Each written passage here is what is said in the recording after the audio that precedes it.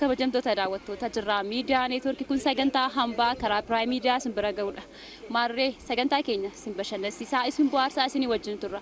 An qopheessuun isinii ka wajjin kan turtu Boonturaagaa akkasumas ogeessa kaameraa keenya Dagaagaa Tsaggaayee wajjin ta'uun turra. Qophii hambaadha. Tole maqaan keenyu jedhama. Maqaan koo Firaawuliin jedhama. Maqaan koo Yoobasa Affaan jedhama. Maqaan koo Gaaddisaa Affaan jedhama. Shaaddoo Sanaan jedhanii. Maqaan koo Milkeessaa Yaaqoobiidha. Ajinuur Musaan jedhama. Maqaan koo Lalisaa Tolosaati. Dachee yookiin lafti daqiiqaa 5 gidduutti kiiloomeetira meeqa fiigdi?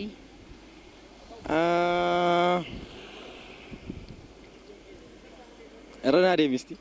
Dachee yookaan lafti daqiiqaa 5 gidduutti kiiloomeetira meeqa fiigdi? Kiiloomeetira 100. Dachee yookaan lafti daqiiqaa 5 keessatti kiiloomeetira meeqa fiigdi? Dacheen fiigaay?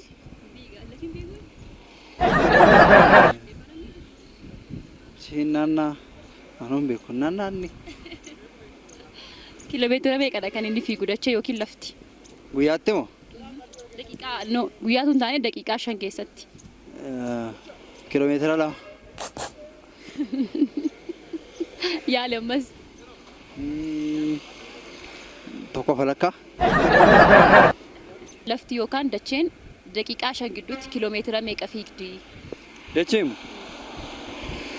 Dacheerra ofuma keenyarra naanna'aa oolla malee kan dacheen naannoftu an argee hin beeku.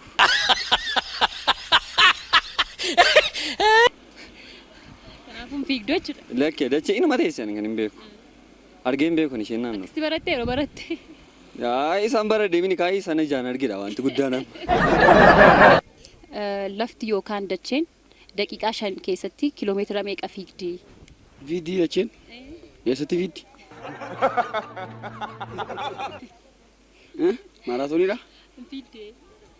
Hin beeku kana.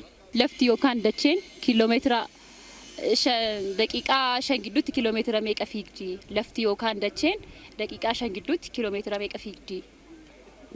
Kiiloomeetira 100. Laftiin fiiddu. Laftiin fiiddu. Inkaatti malee. Inkaatti malee laftiin fiiddu. Lafti yookiin dacheen daqiiqaa 5 keessatti kiiloomeetira meeqa fiigdi? Hin beeku. Maadir. Gaaffii bira. Yaaltani?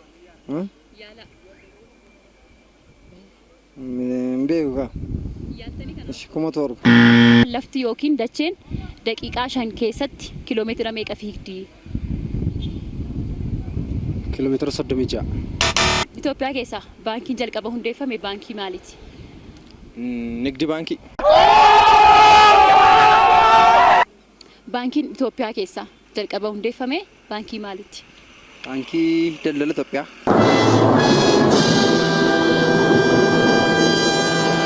Baankiin Itoophiyaa keessa jalqaba hundeeffame baankii maaliiti?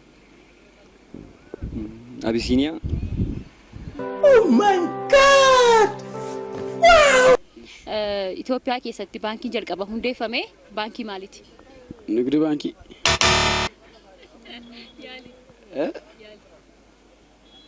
Nigdi baankii mana. Baankiin guddaan nigdi baankii bajjira. Nigdi baankii mana dee yaada. Itoophiyaa keessatti baankiin jalqaba hundeeffame baankii maali? Siinqee baankii. Baankiin Itoophiyaa keessatti baankiin jalqaba hundeeffame baankii maaliiti? Abisiiniyaa baank. Baankii Abisiiniyaa. Nice. Itoophiyaa keessatti baankiin jalqaba hundeeffame baankii maali? Nigdi. Qaama namaa keessaa dhalatanii kan hin guddanne maalidha? Qaama namaa keessaa. Qaama namaa keessaa wanti hin guddanne hin jiru. Hundi isaan guddata.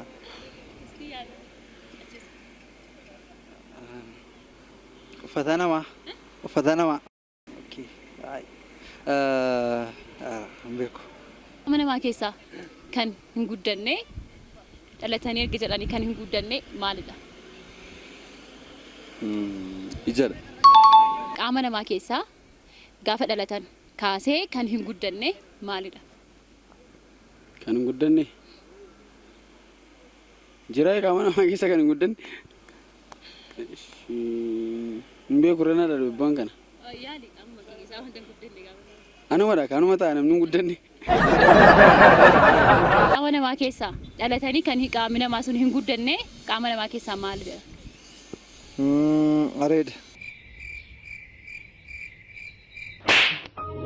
Qaama namaa keessaa dhalatanii kan hin guddanne erga dhalatanii booddee kan hin guddanne qaama namaa keessaa maal?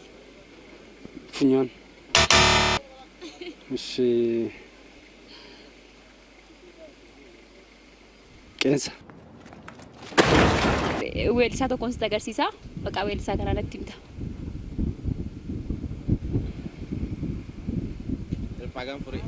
Hirpaagaan furee. Sirriitti deebisteetta. Tolee weellisaa tokkoon sitti agarsiisa. Maqaa isaa natti himta. Weellisaan kun eenyudha maqaan isaa?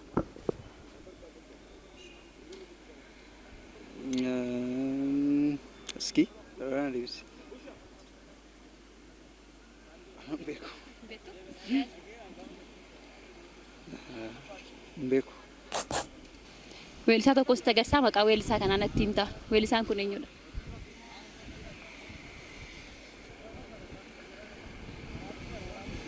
Beekuu hin dandeenye.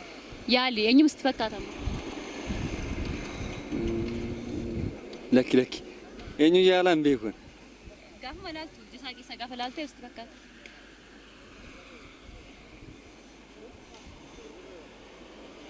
Ani weellisaan fakkaatu. Weellisaatu hin ta'in. Abiyyiin natti fakkaata. Tolee weellisaa kana eenyudha maqaan isaa natti himi? Hirpaa gaanfure. Eh? Hirpaa. Tolee weellisaa tokko sitti agarsiisa. Maqaa weellisaa kanaa natti himtaan. Weellisaan kun eenyudha? Jaamboo jootee. Weellisaan kun maqaan isaa eenyudha? Weellisaa kana maqaa isaa hin beeku. Daagim miti. Daagim. Tolee maqaa weellisaa kanaa natti himi. Weellisaan kun eenyudha maqaan isaa? Jaafar.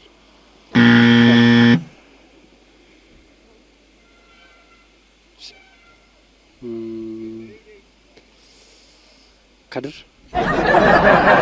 Maqaa weellisaa kanaa natti himtaa? Weelli tokkoon si dhaggeeffachiisa.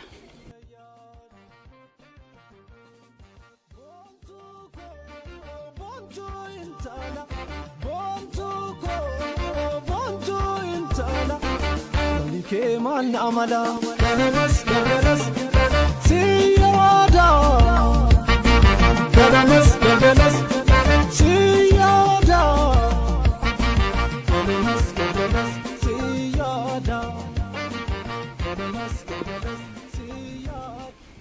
Maqaa weellisaa kanaa eenyudha? Abitoo kabbadaa natti fakkaata. Maqaa weellisaa kanaa eenyudha?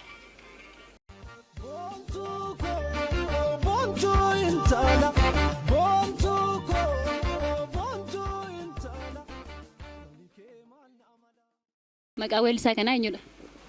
Abitoo kabbadee.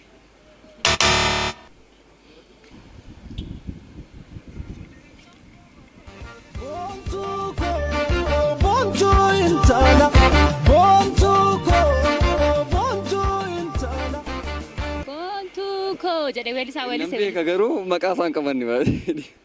Yaali. Lakki beekuu hin dandeenye. Tu faarfannaa dhaggeeffachiistee. Naa wayyaa ture. Yoon beeka deema. Waldaadhaas xiqqoo rakkisaadha. Kanaafutuma beektuu hin beekottaa jechuudha. Hin beeku. Beekumatti qabadhatama. Maqaan weellisaa kanaa eenyudha? Siyade buntunayyan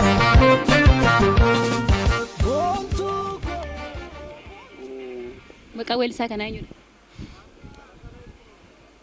Hirpaa gaanfure. Weelli tokko si dhaggeeffachiisa. Maqaa weellisaa sanaa natti himtaan.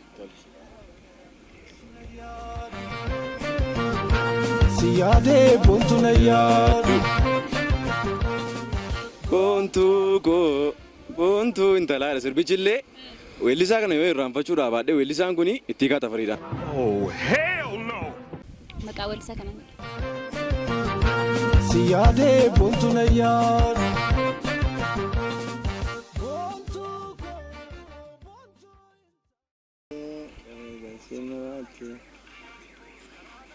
Daagim miti kun. eenyota nama gara Wallaggaa Gimbii Abiisa. Ne weelluu kana dhaggeeffattee maqaa weelluu kanaa natti himta. Boontuu intala. Ismaayo. Ismaayo. Boontuu boontuu. Ani beeku. Beeka garuu na irraanfadheen jira. Maqaa isaan beektu jechuudha. Beeku. Tole galatoomi ulfaadhu. Galatoomaa isinis. Galatoomi baay'ee ulfaadhu. Galatoomaa isinis. Tole galatoomi ulfaadhu. Akkuma hawwash. Tole galatoomi ulfaadhu. Galatoomaa isinillee. Tole galatoomi ulfaadhu. Ish. Atis galatooma.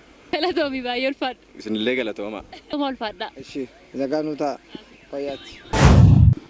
Egaa kabajamtoota daawwattoota keenya sagantaa keenyatti itti bu'aaraa itti bashannanaa akkasiin wajjin turtan abdii guddaa qabna. Egaa deebisaa walumaan kan ilaallu ta'a. Egaa jalqaba irratti gaaffiin gaafadhee dachee yookiin lafti daqiiqaa 5 keessatti hammam fiigdi jedhe kiiloomeetira meeqa fiigdi jedheen gaafadhee ture. Kiiloomeetira 8,041 kan isheen fiigdu daqiiqaa 5 keessatti jechuudha. Itoophiyaa keessaa baankiin jalqaba hundeeffamte baankii Abisiiniyaadha. Inni sadaffaan immoo qaama namaa keessaa erga dhalatanii kaasee kan hin guddanne ija weellisaan isaanitti yookiin immoo suuraa isaa agarsiisee ture kuni weellisaan kun Hirphaa Gaanfureedha. Gaaffii isa dhumaa keessatti immoo weelluu durii dhaggeeffachiiseen ture egaa si yaadee boontu na yaaddu jedhu weelluu kana maqaa weellisaa kanaa gaafadheen ture maqaan weellisaa kanaa Shimallis Dinquu ture egaa. Nuti wajjiniin bashannanaa barumsa irraa argachaa akkasiin turtan abdii guddaa qabna. Torban gaarii isiniif haa ta'u. Sagantaa Hambaadha.